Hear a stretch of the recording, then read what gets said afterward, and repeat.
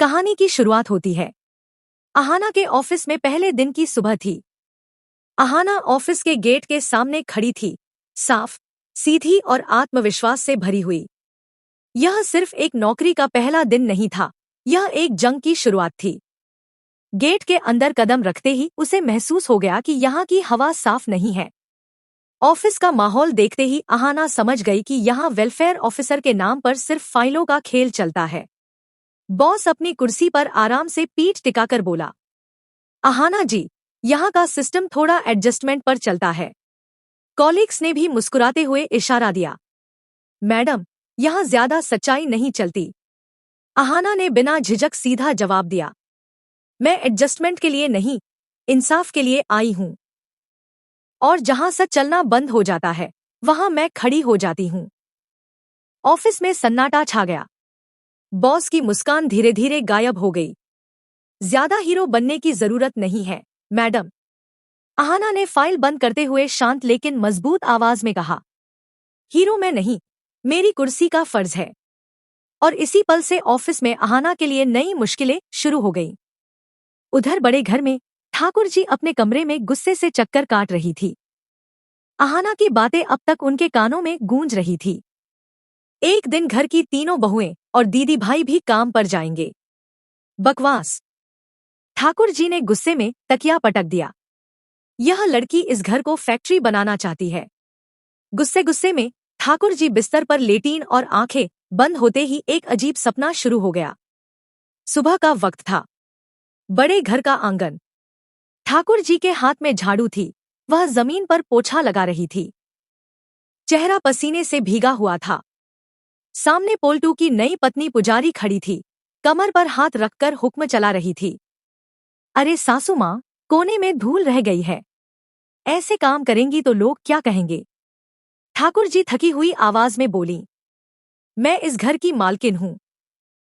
पुजारी हंसी दबाकर बोली, मालकिन तो नाम की हो, काम तो आजकल नौकर जैसा ही करना पड़ता है। इसी दौरान हॉल में अहाना, मझली बहू और बाकी दो बहुएं हाथ में चाय लिए खड़ी थी और हंस हंसकर मजाक उड़ा रही थी। पारो बोली, वाह माँ जी, पोछा तो बिल्कुल परफेक्ट लग रहा है। मीता बहू ने कहा, बस झाड़ू थोड़ा और तेज। बड़ी बहू ताली बजाकर बोली, अब तो घर सच में चमक रहा है। कोने में खड़ा पोल्टू आंखें फाड़कर देख रहा था। ये क्या हो रहा है?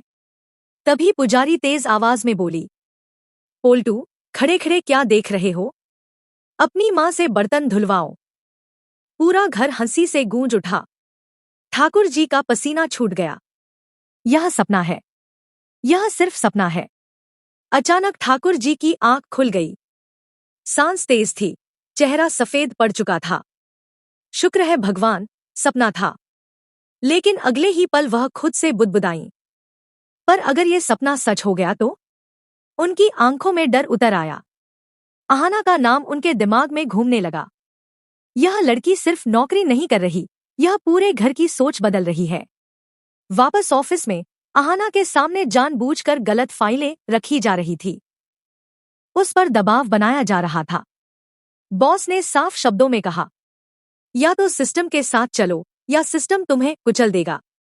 अहाना ने उसकी आंखों में आंखें डालकर कहा, मैं न झुकती हूं, न बिकती हूं। ऑफिस में दुश्मनी और गहरी हो गई।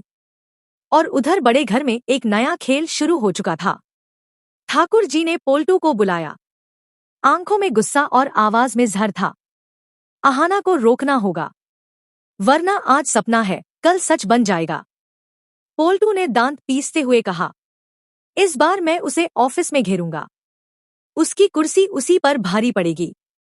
ठाकुर जी ने गहरी सांस लेते हुए कहा, याद रख, यह लड़की सिर्फ बहू नहीं, तूफान है।